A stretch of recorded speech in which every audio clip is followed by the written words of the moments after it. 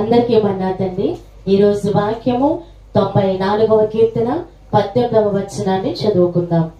నా కాలు జారనని నేను అనుకొనగా యెహోవా నీ కృప నన్ను బలపరుచుచున్నది. ఆమేన్.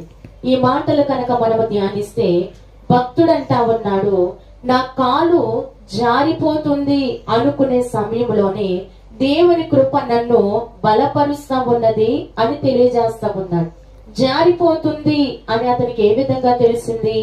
ఈ రోజు మనం ప్రశ్న వేసుకుంటే జారిపోయాను అని ఎలా తెలుస్తుంది?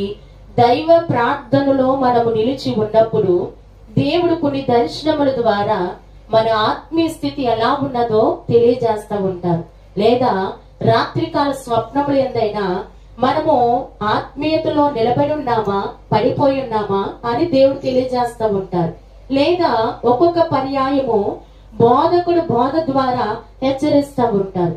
అదే సందర్భంలో ఈ యొక్క భక్తునికి అనిపిస్తా ఉన్నది ఏమిటి అని అంటే, నా కాలు జారినని నేను అనుకున్నప్పుడు దేవుడు తన కృప ద్వారా బలపరుస్తా ఉన్నాడు.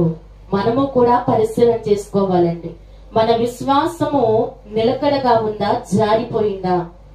దేవుని ఎడల పట్టుదల కలిగి ఉన్నామా, జారిపోయిందా? లేదా నమ్మకం కలిగి ఉన్నామా, జారిపోయిందా?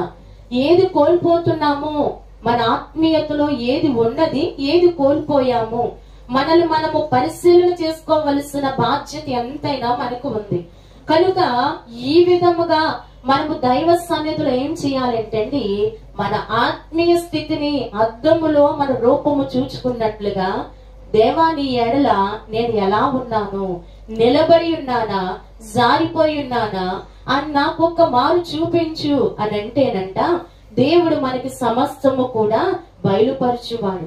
కనుక ఈ భక్తుడు అంటా ఉన్నాడు, నేను జారిపోతున్నాను, అయ్యో నా విశ్వాసం తగ్గిపోతా ఉంది, నా నమ్మకం తగ్గిపోతా ఉంది, నా ప్రార్థన జీవితము తగ్గిపోతా ఉంది అని అనిపిస్తా ఉన్నప్పుడు మనము చేయవలసిన పని ఏమిటంటే, ప్రభువా నీ కృప చేత నన్ను బలపరచు, నీ సహాయం నాకు అనుగ్రహించు అని వేడుకోవాలంట. అలాగునే నా అంతరంగమందు విచారములు హెచ్చగా నీ గొప్ప ఆదరణ నా ప్రాణమునకు నెమ్మది కలుగజేయుచున్నది. కొన్ని సందర్భాల్లో విచారము వేధిస్తా ఉంటది. ఎటు నుండి మనకి సహాయం కలిగినటువంటి సమయంలో, ఏ విధముగా మనకి మేలు అనేది రాని సందర్భంలో విచారం వెంటాడుతూ ఉంటది.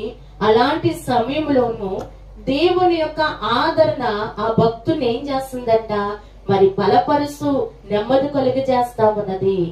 దేవుడు మనల్ని ఆదరించువాడు. మిమ్మల్ని అనాథులుగా విడిచిపెట్టను, కానీ మీ కొరకు ఒక ఆదరణకర్తను పంపిస్తున్నాను అన్నారు. కనుక మనం విచారించిన సమయంలో, మన తలంపుల చేత మనం శోధింపబడుతున్న సమయంలో దేవుడు తన వాక్యం ద్వారా నేను ఉన్నాను, సహాయము చేస్తాను, మిమ్మల్ని విడిపించువాడును అని ఆదరణ కలిగజేస్తే ఉంటే హృదయం ఏమవుతుందంట, ప్రాణం ఏమవుతుందండి, నెమ్మది పొందుకుంటా ఉంది. ఒకవేళ ఎవరైనా అలాంటి విచారం ఎందుకు కానీ, ఒకవేళ ఎవరైనా అలాంటి సమస్యలు ఎందుకు కానీ ఉంటే దేవుడి వాక్యం ఈ దినము మాట్లాడితే ఏం చేస్తున్నారంటే బలపరుస్తూ ఉన్నారు.